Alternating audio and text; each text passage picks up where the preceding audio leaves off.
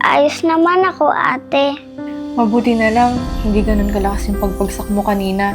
Pero para sigurado, kalabas natin dito, papacheck up kita sa doktor.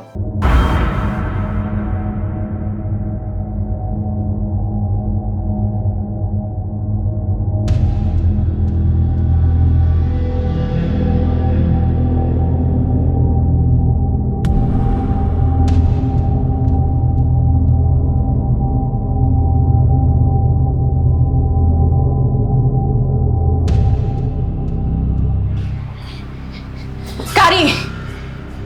Ko lang naman sa kanya, Luna, bumalik ka na sa normal na pagkatao mo. At sa kapangyarihan ng salita ko, tinatanggal ko na yung sumpa sa katawan mo. Ganun lang pala kadali yun? Alex, hindi madali yun. Dahil boses ko lang yung pinapakinggan niya. Bakit hindi mo agad binigay? Eh di sana walang nasaktan.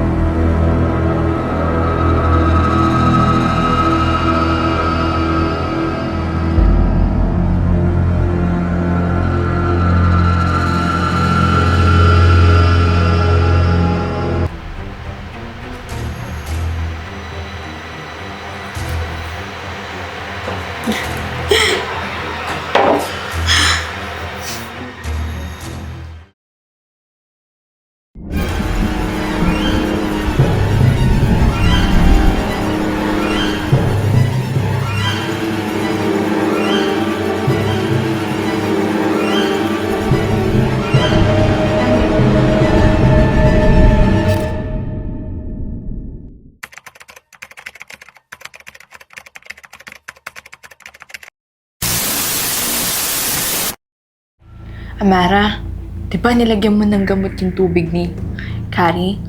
Mamaya tulungan mo ako dahil epekto na yung gamot. Ano pong gagawin natin? Mamaya, sa baba kukunin natin si Ate Luna mo. Tapos dadaling natin sa kwarto. Paano po yun? Natatakot po ako kay Ate Luna. Huwag kang matakot dahil nandun naman ako, proprotektahan kita. Kailangan lang natin ng lakas ng loob para makatakas kay Kari. At mabalik na sa dati yung ate mo. Tatry ko po. Magtutulungan tayo, okay? Magiging ayos din ang lahat.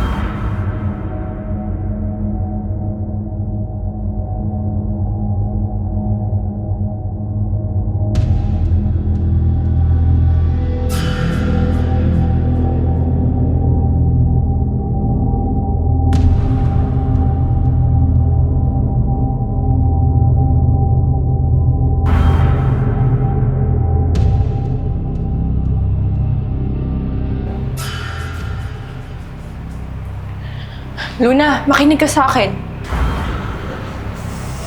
Ate Luna, mahal na mahal kita, ate. Luna, sumama ka sa amin. Naalis na tayo dito. Ate, please. Ayoko kayo saktan, kaya please, umalis na kayo. Hindi ka namin iiwan, Luna. At hindi ako papayag na ibigay ka kay Kari dahil kami ang pamilya mo, hindi siya.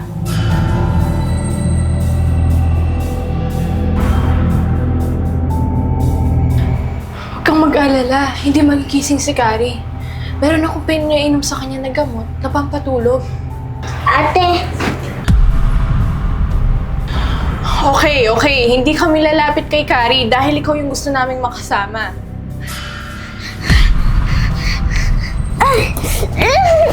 bitawan mo ako! Bitawan mo ako! Bitawan mo ako! Bitawan mo ako! Bitawan mo ako! Palabasin niyo ako dito!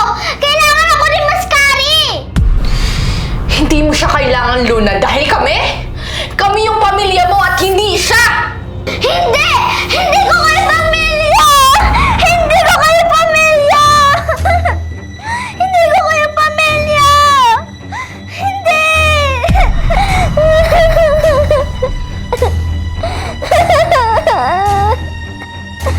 Ang sasabihin ko lang naman sa kanya, Luna, bumalik ka na sa normal na pagkatao at sa kapangyarihan ng salita tinatanggal ko na yung sumpa. At sa kapangyarihan ng salita tinatanggal ko na yung sumpa sa katawan mo. Ate Alex? Amara? Luna!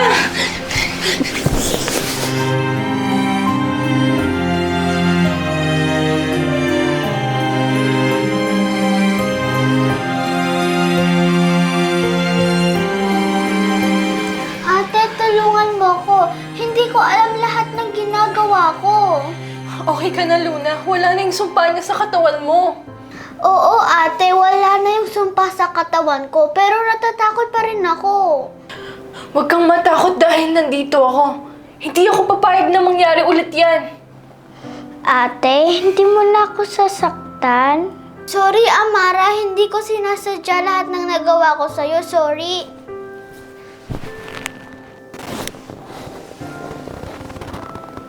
Luna, makinig ka sa akin. Bumaba ka ulit dun kay Kari. Ayoko, ate. Natatakot ako. Tumingin ka sa akin. Kaya mo yan, ha? Nandito si ate. Pumunta ka doon at magpanggap ka pa rin na nasa iyo pa rin yung sumpa niya. At kapag naman nakakuha tayo ng tiyempo, gaganti tayo sa kanya dahil hindi na tama yung ginagawa niya sa atin, lalo na sa inyo ni Amara.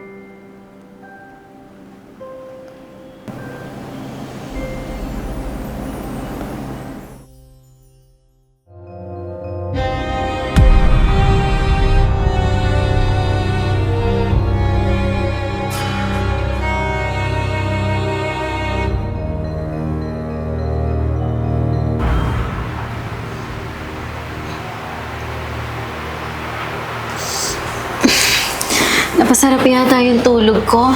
Anong balita sa bahay? Wala, tahimik lang po. Good.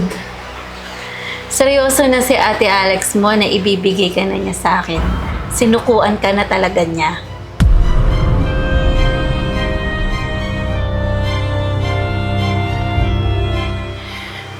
Ito na yung ibang gamit ni Luna. Buti naman, ni-ready mo na. Akala ko papahirapan mo pa ako. Ikaw na yung bahala sa kapatid ko. Huwag mo siyang sasaktan. Huwag kang mag-alala, Alex.